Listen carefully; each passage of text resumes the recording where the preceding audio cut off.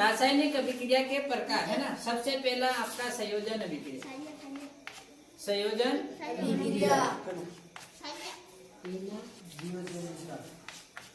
संयोजन अभिक्रिया। संयोजन अभिक्रिया में क्या होता है, दो या दो से अधिक अभिकारक मिलकर के एकल उत्पाद का निर्माण करते हैं, उसको कहते हैं संयोजन अभिक्रिया। जैसे यहाँ पर कार्बन प्लस ऑक्सीजन क्या बन रहा है, CO2 कार्बन डाइऑक्साइड। जब कोयले का दहन करवाते हैं तो ये वाली अभिक्रिया होती है ना। ये कौन सी अभिक्रिया है, संयोजन अभिक्रिया। कौन सी अभिक्रिया है, संयोजन अभिक्रिया।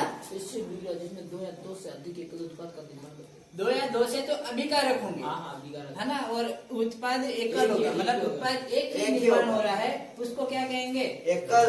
उसको कहेंगे संयोजन अभिक्रिया। ठीक है। अरे वीडियो शूटिंग हो रहा है।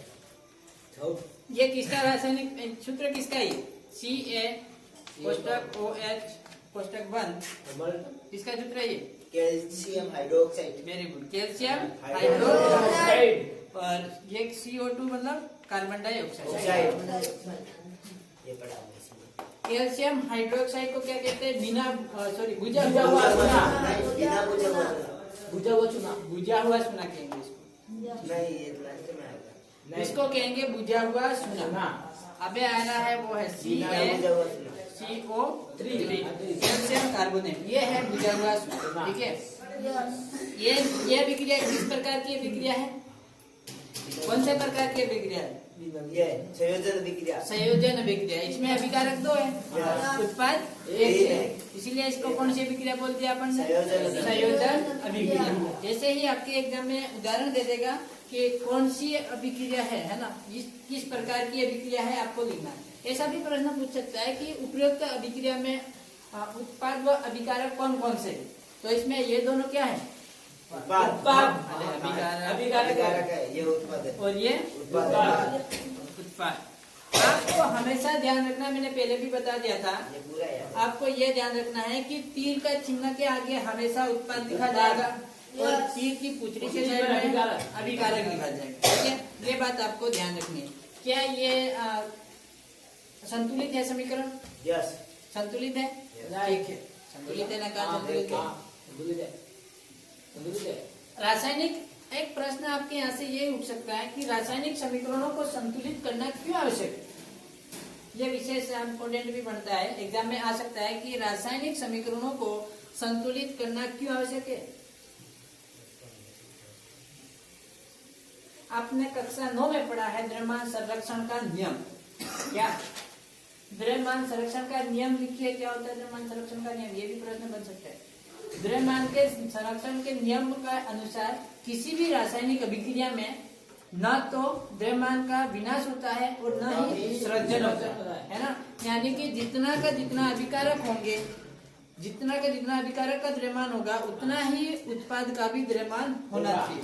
अगर ये दोनों बराबर नहीं है, इसका मतलब समीकरण असंतुलित है। तो संतुलित करना क्यों आवश्यक है, ऐसा प्रश्न आ जाए तो आप उत्तर में क्या लिखोगे, रासायनिक समीकरणों को संतुलित करना आवश्यक है क्योंकि द्रव्यमान संरक्षण के नियमानुसार किसी रासायनिक अभिक्रिया में न तो द्रव्यमान का सृजन होता है, सृजन का मतलब उत्पन्न होना, न तो द्रव्यमान उत्पन्न होता है और न ही इसका विनाश होता है, यानी कि न ही खत्म होता है। इसीलिए रासायनिक समीकरणों को संतुलित करना आवश्यक होता है। ठीक है। एक प्रश्न और यहाँ से बनता है, रासायनिक समीकरणों को कौन सी विधि द्वारा संतुलित किया जाता है। यह प्रश्न भी बनता है कि रासायनिक समीकरणों को कौन सी विधि द्वारा संतुलित किया जाता है।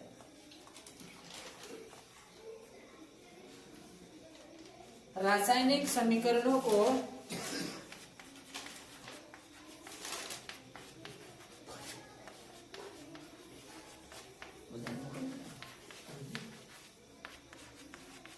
कौन सी विधि द्वारा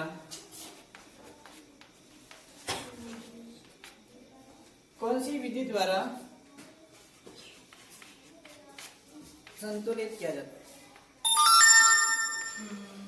कौन सी विधि द्वारा संतुलित किया जाता है, हीट एंड ट्रायल विधि सीधी सी बात है। हीट एंड ट्रायल विधि, इसको ऐसा भी बोल सकते थे, तुक्का मेथड विधि। Hit and trial, hit and trial विधि द्वारा रासायनिक समीकरणों को संतुलित किया जाता है। यहाँ से आपके कितने प्रश्न बन गए? रासायनिक समीकरणों को संतुलित करना क्यों आवश्यक है? क्यों आवश्यक है? तो क्योंकि द्रव्यमान संरक्षण के नियमानुसार किसी रासायनिक अभिक्रिया में न तो द्रव्यमान का सृजन होता है और न ही उसका विनाश होता है, इसीलिए रासायनिक समीकरणों को संतुलित करना आवश्यक है। दूसरा प्रश्न बनता है कि रासायनिक समीकरणों को कौन सी विधि द्वारा संतुलित किया जाता है? तो उस विधि का नाम है heat and trial Vidhi. 1 number में प्रश्न पूछा, ठीक है, हीट एंड ट्रायल विधि, ठीक है। अपना समीकरण का दूसरा प्रकार, रासायनिक अभिक्रिया का दूसरा प्रकार लिख लो।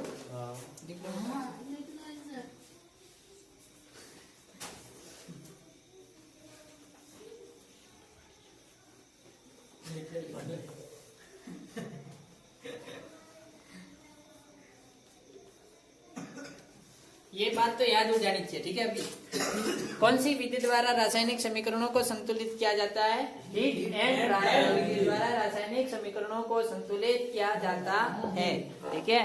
और रासायनिक समीकरणों को क्यों संतुलित करना आवश्यक है? तो क्यों का आंसर ये होगा, क्योंकि, है ना, रासायनिक समीकरणों को संतुलित करना आवश्यक है क्योंकि द्रव्यमान संरक्षण के नियमानुसार किसी रासायनिक अभिक्रिया में न तो द्रव्यमान का सृजन होता है और न ही उसका विनाश होता है। किस किस को याद हो गया? ठीक है, अच्छी बात है। जिनमें द्रव्यमान का